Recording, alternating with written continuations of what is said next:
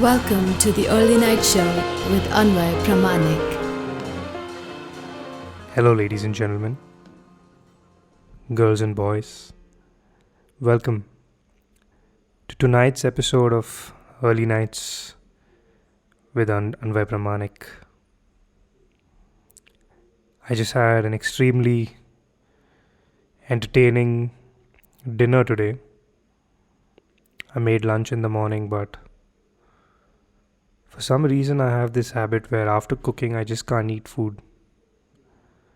It's like the aromas and the flavors of the cooking itself is so fulfilling. I made some good delicious palak paneer. Had an amazing dinner. Just wanted to reach out to you to see if you've had a good dinner tonight. If you've eaten a good meal. It's important sometimes, I guess. Now, when I'm not gonna preach on what you should be eating, when you should be eating, how much you should be eating. You're grown up enough, I guess, to decide that. But make sure you just don't go hungry. Feed yourself. Let others know if you're hungry. You'll figure your way out. Tonight I was just thinking a while back. There was a time in my life I really didn't like Formula 1. I thought cars, motorsports, and all of these things were just a waste of petroleum, which in itself is a harm to this planet, or rather the limited amount of certain resources we have on this planet, and the stress that puts on the planet as we try to harvest more and damage the ecosystem in the process. Anyways, let's not jump into that. But I really used to think that motorsports were an absolute cancer on this planet, if I must put it like that. But today, there doesn't go a day when I don't indulge in some sort of motorsports news, activity, conversation, banter. Whether it's for the racing community that I'm part of, the online racing community that I'm part of, or whether that's for the international racing communities that exist, and the banter me and a few of my acquaintances and friends and other community members have over it. It defines a big part of my life right now, motorsports, you could say. But looking back, I don't think I'd have ever imagined I'd be so much so in love with motorsports. Now, that got me thinking, I've always had this belief that we as human beings at different points in our life are playing different roles of different characters, archetypes as I like to call them. But archetypes are something of an internal blueprint, you could say. It is a calling that we have from the inside. I'm talking about, I should correct myself here, not archetypes, rather masks that we put on, personalities that we put on. From when you're a kid, we put on a mask that's defined by the influences that we have, the place we are in, our kind of day-to-day activities. If you're a kid who participates a lot in sports activities, and you're a fit kid, you're an active kid, you're a sporty kid, and that's the kind of role you'll be playing as a kid, waking up, going for training, going for cricket training at 6 o'clock before school, going to school, finishing your classes, going for cricket, being probably the best in school, representing the school, winning awards for the school.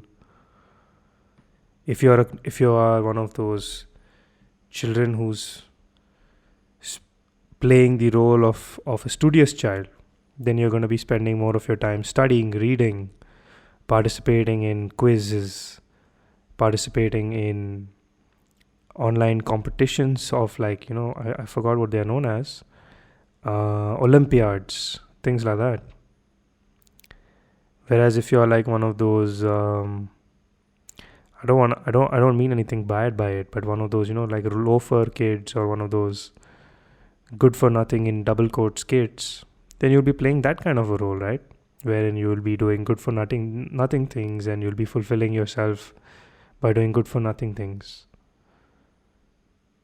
And then you have, those kids who are the popular ones, and so on and so forth. That's just when we are kids. Then there's the entire apocalyptic period of our lives known as the teenage phase, right? There too, whatever personalities we are playing as kids, it will evolve, or rather it will mutate into something else as we become teenagers. And then that will slowly translate into how our personalities are when we are in college. It's the first time we are out of home. We're in a more adult, serious environment. We're literally put into nature. And then work, which is even more brutal. We all are playing different masks, different roles at different times in our lives. Some of us knowingly, some of us unknowingly, some of us knowingly at first, which then becomes unknowingly. There are many, many ways this thing plays out in the life of a human. Now, in this conversation itself with you, you will notice that I'm playing two roles. One is the calm one that wants to maintain a slow pace, as you can see right now, and wants to keep things chill. And one is the slightly more excited, animated one that likes to have long banters and carry that energy onto these long banters and keep going on and on and on and on and so forth. Keeps talking. It doesn't stop at any point of time because he's continuously thinking. He's letting his mind run loose. He's not holding back. He's not trying to maintain a composure. So you see, if you are conscious about it, you can continuously keep jumping between these two roles, or these multiple roles that you have in life. What's the most important is to become very self-aware of what roles you're already playing, what roles you're on the path to play, what roles are being enforced upon you,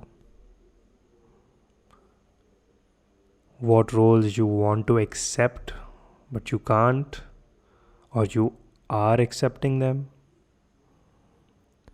what roles you cannot expect to fulfill but you will pursue for the rest of your life.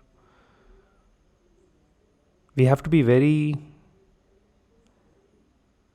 I think this is not to say that we need to sit down and think and contemplate every action we do, but just to understand that every action we have falls under the bucket, or rather, for non-marketing people who don't understand the bucket, but the bracket of the different roles we play. Think of yourself as, for all Game of Thrones fans, think of yourself as Arya Stark.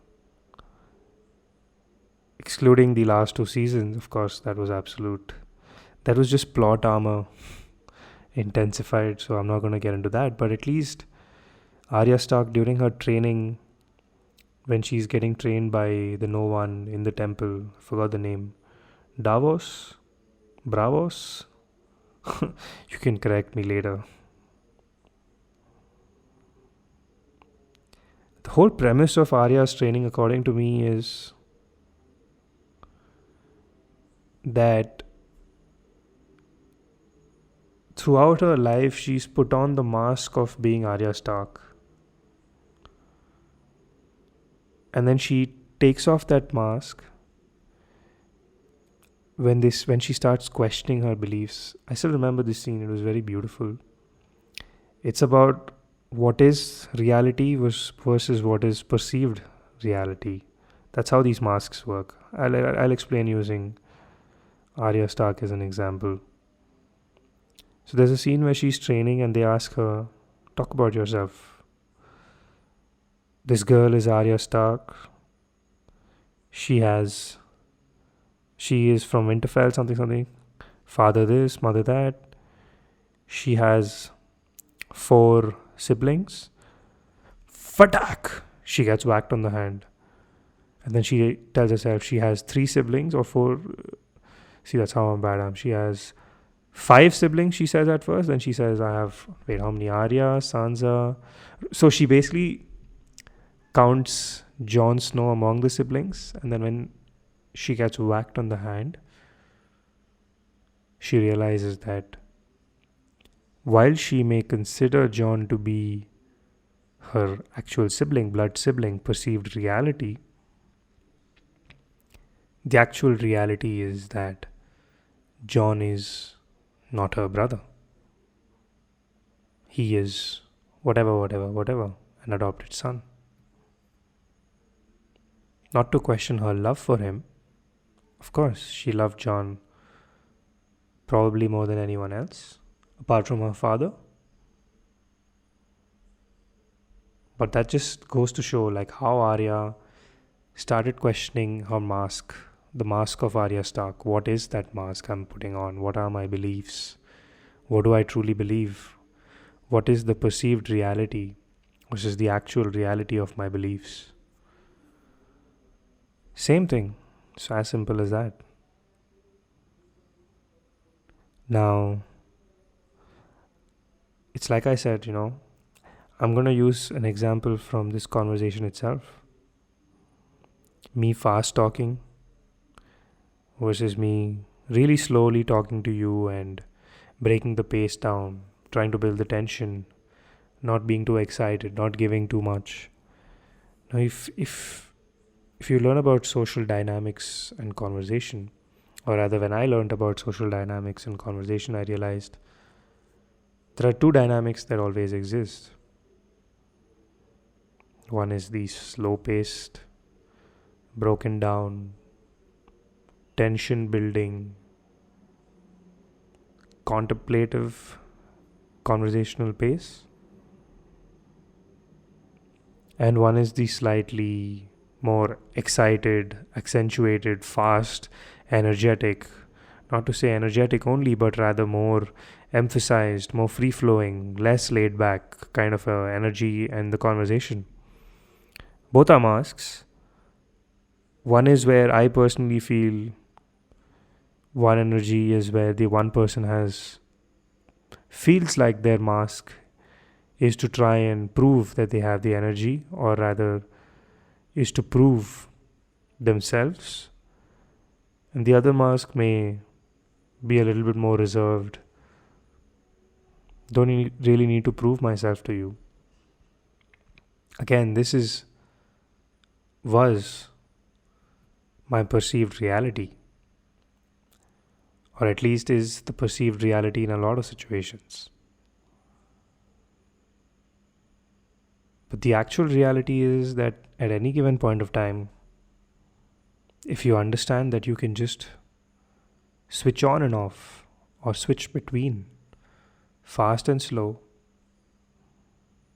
like putting on a mask, it's almost as simple as just being able to understand that you are jumping from one shoe to another. It's like you're being a bad boy outside of home, and at home you're being a good boy, good to your parents.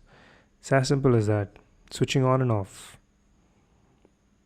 The moment you realize that you can start with these small things, like if you ever feel like in conversations you get flustered anxious, speak too much. You always self criticize yourself after a conversation. Oh my God, why did I speak so much? Why do I say all those things? Oh my God, I wish I could have stayed a little silent.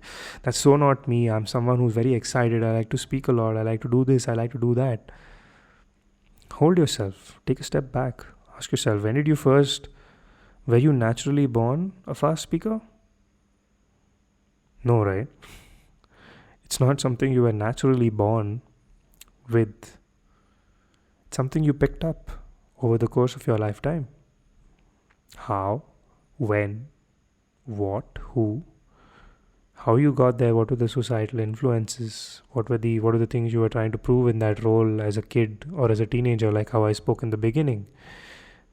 Probably you were someone who was, a very studious kid, very, very good at Viva as a kid, those oral tests, great at Viva, great at allocation, great at answering questions when the teacher asked.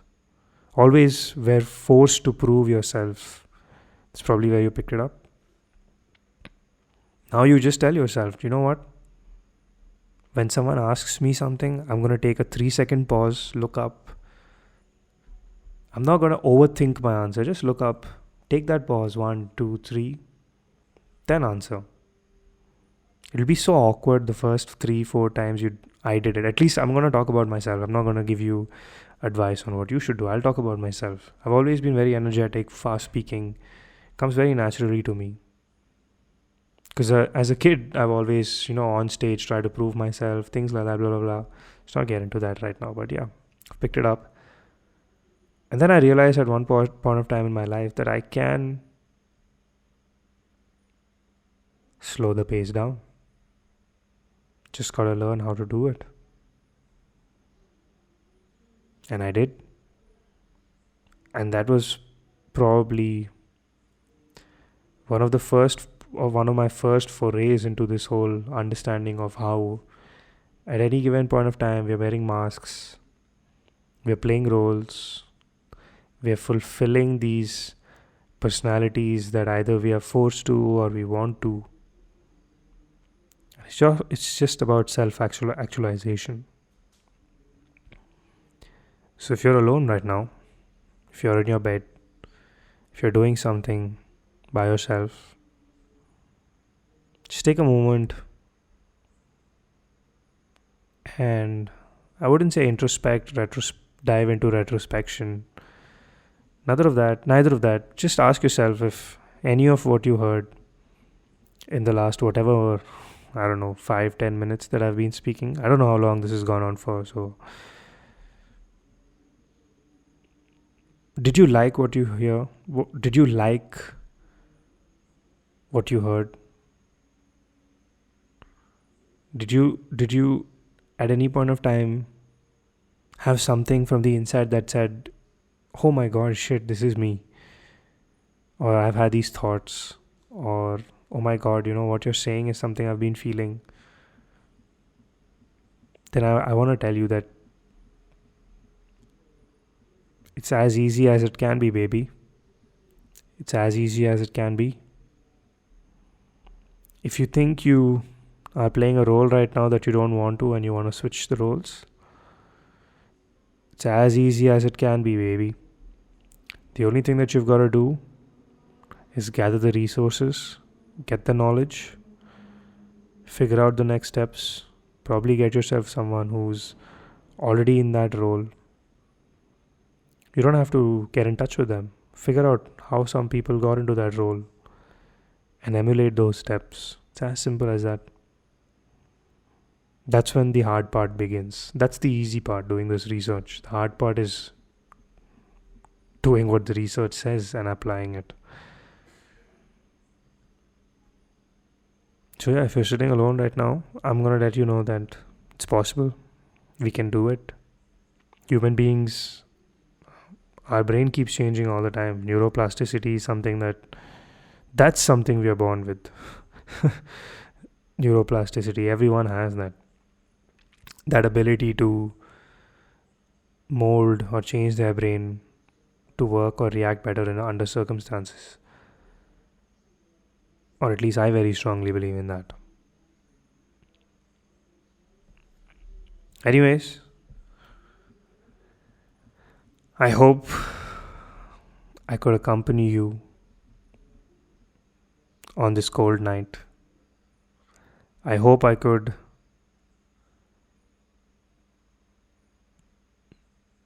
add some, I don't know, mystery, add some